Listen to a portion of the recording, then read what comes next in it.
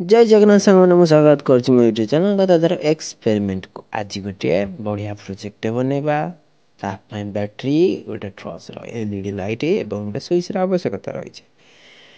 ମୁଁ ଗୋଟେ କଥା କହିବାକୁ ଚାହୁଁଛି, ମୋ ଭିଡ଼ିଓକୁ ସମସ୍ତେ ଦେଖୁଛ, ପ୍ରାୟ 2000, 1800, 1000 ଏଇଭଳିଆ ଭିୟୁ ଆସୁଛି, କିନ୍ତୁ ସବସ୍କ୍ରାଇବର ମାତ୍ର 1, 2, 3 କିମ୍ବା ଅତି ବେଶୀରେ 5 ଜଣ ଅଛନ୍ତି।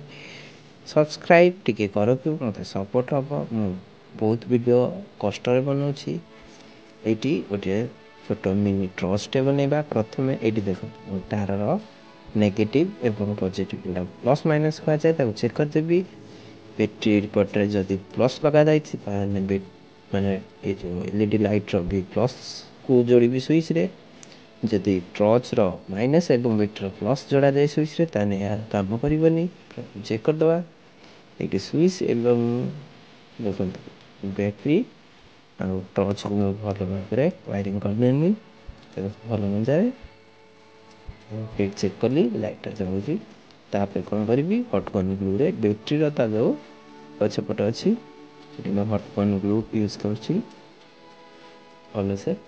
ଏଇଠି ମୁଁ ସେ ଯେଉଁ ଲାଇଟ୍‌ଟାକୁ ଭଲସେ ସଠେଇ ଦେଉଛି। ତାପରେ ସୁଇଚ୍‌କୁ ମୁଁ ବ୍ୟାଟେରୀର ସାଇଡ଼୍ ପଟରେ ଅଠା ଦେଇ ସଠେଇ ଦେଉଛି। ଦେଖନ୍ତୁ ଏଇଠି ଭଲସେ। ତାପରେ ଦେଖନ୍ତୁ ଏଇଠି ପୁରା ହେଇଗଲା। ଦେଖନ୍ତୁ ତାପରେ ଏଇ ଯେଉଁ ଦେଖନ୍ତୁ ବଢ଼ିଆ ଜଳୁଛି, ଫୋକସ୍ ପୁରା। ତାର ଏଇ ଯେଉଁ ସାଇଡ଼୍ରେ ତାର ଗୁଡ଼ାକ ଅଛି, ତାକୁ କ'ଣ କରିବି, ପଦାକୁ ବାହାରିଛି। ସେଥିପାଇଁ ଏ ତାର ଗୁଡ଼ିକୁ ମୁଁ ଅଠା ଦେଇ ସଠେଇ ଦେବି, ଯେମିତି ତାର ଗୁଡ଼ା ପଦାକୁ ବାହାରିବ।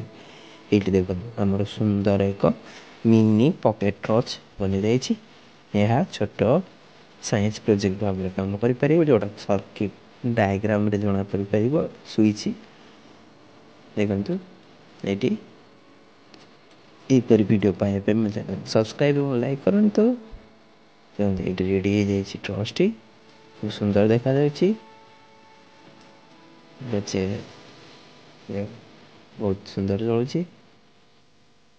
ମିନି ପୁରା ଛୋଟ।